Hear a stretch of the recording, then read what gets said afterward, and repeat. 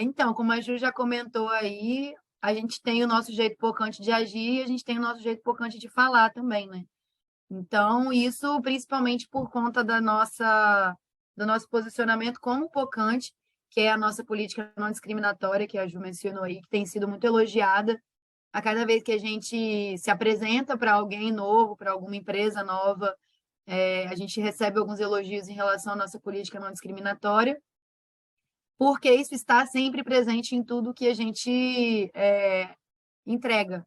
Então, a gente faz questão de deixar muito claro que essa é a nossa política, e isso vem junto também com a comunicação. Afinal de contas, a linguagem ela é a forma dita, né, da comunicação. Então, a gente precisa disso num contexto visual, que é o que a gente faz, então, nas nossas apresentações, nas nossas mídias, e também na forma escrita, que é a linguagem que a gente utiliza. Então, só como uma questão de contexto, eu acho que todo mundo já sabe, mas não custa dizer, a gente tem essa política na Pocante, a gente não tolera, de fato, nenhum tipo, então, de discriminação, e isso em todos os sentidos, não só nessa questão de linguagem, né, enfim, a gente está aí para acolher absolutamente todas as pessoas que quiserem fazer parte da rede de uma maneira saudável. A gente só não tolera, e aí foi o que a gente fez, então, com esse caso da gente entrar para uma questão de esclarecimento mesmo de quem é apocante. E aí, só por uma contextualização, eu coloquei nessa apresentação, mas depois eu vou disponibilizar ela para a gente poder ter, até porque eu coloquei no final dela um link para quem quiser aprofundar a leitura sobre esse tipo de comunicação, que é aí essa questão da identidade, orientação sexual, expressão de gênero, sexo biológico, ao que cada uma dessas questões se refere, para que todas as pessoas aqui da Pocante estejam habituadas com esses termos e saibam de fato como acolher, como tratar, como se direcionar. É mais por realmente uma questão de orientação geral para quem está envolvido de alguma maneira na Pocante. E aí depois, como essa apresentação vai estar disponível, vai estar lá. A comunicação inclusiva, ela não se refere apenas a questões ligadas à sexualidade, identidade de gênero, expressão e etc. Ela inclui também nesse contexto, e aí é a linguagem que a gente fala aqui, de considerar todas as pessoas. Então, só que uma diferença entre linguagem inclusiva e linguagem neutra é que a linguagem inclusiva ela traz essa questão de não invisibilizar ninguém. E isso inclui, então, o termo também linguagem não sexista. Então, é linguagem inclusiva e ou não sexista. A gente não faz uma alteração gramatical quando a gente está falando de linguagem inclusiva, diferente da linguagem neutra, que tem a proposta de alterar, de fato, algumas estruturas no idioma da nossa linguagem. Então, é aí que entra, por exemplo, o todes, ou todas com arroba, ou todex com x. Isso altera, de fato, o nosso idioma e é uma outra proposta. Então, são propostas diferentes, a linguagem inclusiva e a linguagem neutra. A linguagem principal que a gente adota na Pocante é a linguagem inclusiva. A linguagem neutra, ela funciona somente como um suporte gramatical em caso de a gente não conseguir, de fato, atender essa construção que eu vou trazer aqui um pouquinho mais para frente para a gente. Então, assim, em matérias de informação também, a Pocante utiliza a linguagem inclusiva. A linguagem neutra, ela é apenas uma ferramenta de suporte quando a gente não tem outra forma de atuar. E aí, por que a gente utiliza a linguagem inclusiva dentro da nossa construção e não sexista? Quando a gente lê, por exemplo, pesquisadores brasileiros sequenciam o genoma do coronavírus, o que vem à mente de todo mundo aqui? E aí eu vou dar em um segundo para vocês pensarem quem vocês visualizam nessa frase. Homem é pesquisador. Obviamente, exatamente. E aí é normal que essa imagem seja criada, porque a gente faz essa interpretação com a fase 1, que a gente chama da interpretação, que é aquela coisa de bate-pronto, né? Eu recebi uma informação e eu automaticamente visualizo. É o pensar antes de falar, o pensar antes de agir. Então, isso é extremamente normal, porque são questões sociais que constroem a nossa interpretação. E quando a gente para refletir, isso parte para a fase 2 da interpretação, e aí é onde a gente consegue ponderar aquilo que a gente ouviu. Então, essas são as pesquisadoras, não tem nenhum homem, mas o plural ele é construído através de um plural que foi feito ali na década de 70, quando a linguagem estava sendo construída. Então, isso não foi alterado, e sim, é uma linguagem a partir de um contexto machista e patriarcal, onde a gente está falando aqui de uma época em que somente homens eram possíveis de ser pesquisadores. Então, existe sim esse viés machista de uma sociedade em que as pesquisadoras mulheres, elas são, né, agora que a gente está considerando isso dentro da linguagem. A mesma coisa quando a gente fala de desenvolvedores que criam um novo aplicativo. A gente também não precisa, né? Vocês visualizam o quê? E um segundo também para visualizar. E hoje em dia, um universo muito amplo, onde a gente tem mulheres e homens dentro de um contexto de uma sala de desenvolvimento. Eu já trabalhei com setor de tecnologia e era muito comum ouvir, por exemplo, eu tenho que ir lá na fábrica conversar com os meninos da tecnologia. Quando existiam mulheres, mesmo que duas dentro de uma sala de 40 homens, mas existiam mulheres. E aí, quando eu falo, eu vou lá conversar com os meninos da tecnologia, a gente não está considerando essas pessoas. Então, quando a gente fala aqui dessa linguagem inclusiva e não sexista, a gente está considerando, de fato, todas as pessoas envolvidas nesse contexto, de uma maneira em que a gente facilite o entendimento e não dê margem para uma ambiguidade de interpretação.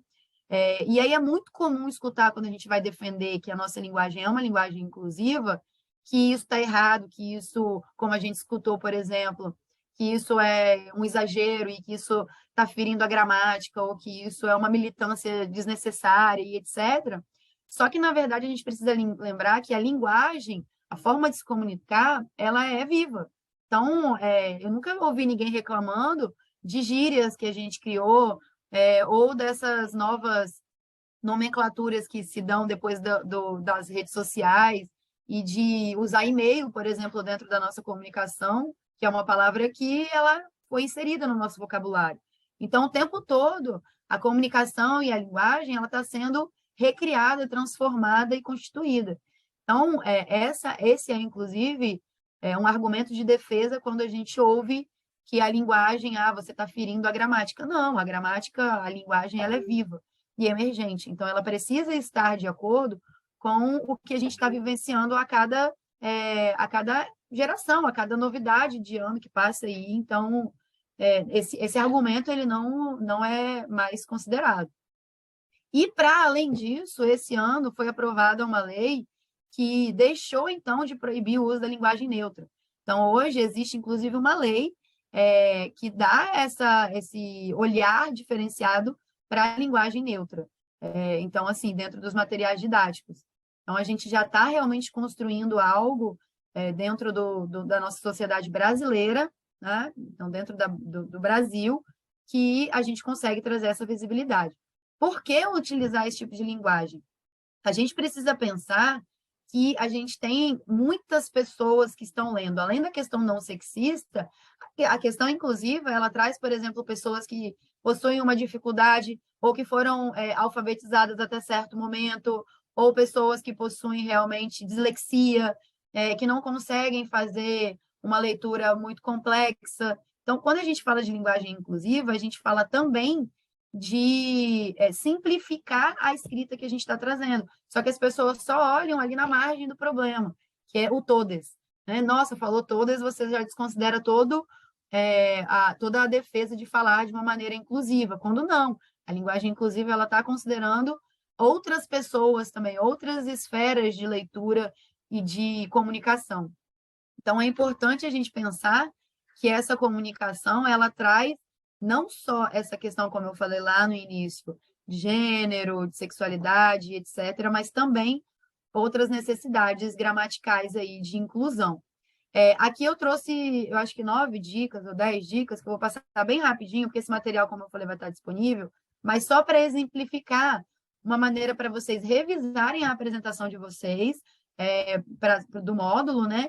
E ver se vocês estão conseguindo praticar isso de uma maneira que deixe essa comunicação inclusiva, já que a gente está aqui como pocante, é legal a gente ter esse ponto em comum em todas as apresentações. Então, são só algumas dicas aí de como fazer isso depois dentro do dia a dia como pocante.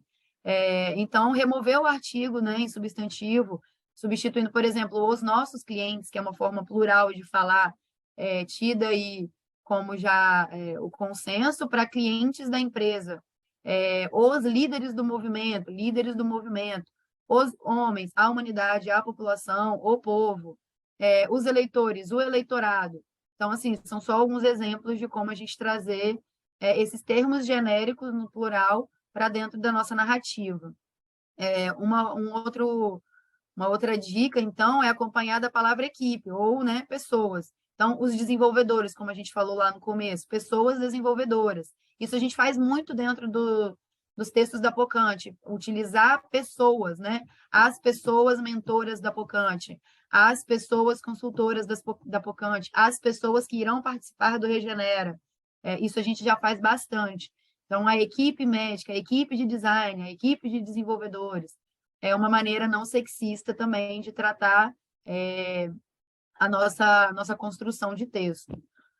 Ao dar instruções também, a gente trazer isso de uma maneira mais orgânica, né? Mais neutra possível. Então, ao invés de falar os passageiros, a gente já traz, de fato, para uma coisa mais pessoal, que, inclusive, é um jeitinho importante de fazer as coisas também, né? É trazer essa proximidade.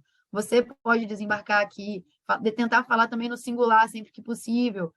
Você vai aplicar essa dica dentro da sua iniciativa dessa maneira. Então, tentar trazer isso para um contexto muito mais pessoal do que plural sempre que possível, né?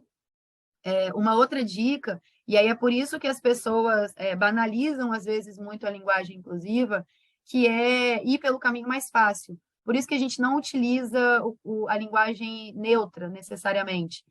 Aquilo que eu falei de ser só uma ferramenta de suporte. Às vezes, a gente precisa, de fato, reescrever toda a frase ou todo o parágrafo, simplesmente para conseguir mudar esse contexto.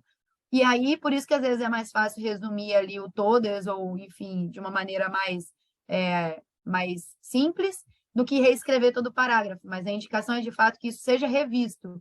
Então, ao invés de falar boas-vindas, bem-vindo, eu trago boas-vindas, porque aí aqui, boas-vindas a todas as pessoas que estão aqui. Tá vendo como fica um pouquinho maior do que bem-vindos a todos, né? Boas-vindas a todos. Então, acaba trazendo um pouco mais aí de ter que pensar, de fato, na construção desse parágrafo. Então, tem interesse? Interessou-se? Se atualize. Enfim, alguns outros exemplos aqui. Evitar o uso de naquele que, aquele que ou aqueles que. Então, aqueles que quiserem falar comigo, no final do meu módulo, fiquem à vontade. Tenta mudar isso para quem quiser, ou as pessoas que quiserem, enfim, mudar de fato. É uma mudança, gente, de pensamento de fato, tá? A gente precisa realmente pensar mais antes de falar, ou pensar mais antes de escrever. Mas é uma coisa que, com o passar do tempo, vai se tornando um pouco mais natural.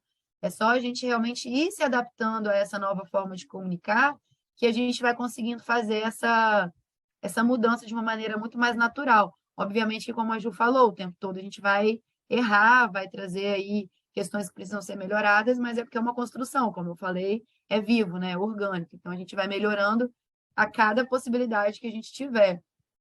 E aí foi o que eu falei aqui de, idealmente, não utilizar o X ou arroba. Principalmente porque a gente aqui está considerando, por exemplo, pessoas com dislexia. Então, às vezes, a pessoa que tem dislexia, ela tem uma dificuldade de ler quando a gente utiliza o X ou o arroba. Então, sempre que não for possível utilizar uma reconstrução da oração, ali do parágrafo, pelo menos, então, que se utilize o é. Então, o todes, né? É uma maneira aí de conseguir não atrapalhar a leitura das pessoas de maneira geral. E também considerando as pessoas que não têm ainda acesso ao que significa o todes. Então, tem gente que não vai saber o que é o todes ainda, porque não teve acesso a essa informação, ou não está habituado a esse tipo de discussão. Então, quando a gente fala aqui de linguagem inclusiva, a gente precisa, de fato, pensar em incluir todo mundo. Então, tentar mudar até para uma maneira mais simples de se comunicar, ajuda, inclusive, nessa questão. Então, nem todo mundo tem aí essa informação do que é o todes, sempre que possível, eu vou recontextualizar aqui para que isso não precise ser usado. Eu precisei utilizar, de repente é importante que vocês, inclusive, na hora de falar, tragam esse contexto. Gente, aqui, sejam todas bem-vindas, a gente fala dessa forma, por causa disso, disso, disso, para quem quiser utilizar. Então, é uma outra questão também que é importante a gente pensar. E aí, mais uma vez, já falando de inclusão, pensar em questões que possam dar uma dupla interpretação. Então, uma linguagem mais literal do que tem gente que dá uma linguagem mais literal, que não entende, por exemplo, ironias, que não entende abreviação, que não entende metáfora e etc. Então, sempre que possível, quando a gente está falando aqui de uma linguagem mais formal, de fato, que é o que a gente está trazendo, né, dentro de um contexto de mentoria, tentar o máximo possível deixar as mensagens diretas, facilitar o entendimento e a interpretação de texto e contar, inclusive, com o apoio de imagem, sempre que possível, que é aquilo que eu falei no começo. A imagem, ela é uma linguagem que é como suporte à linguagem escrita, verbal, enfim, né?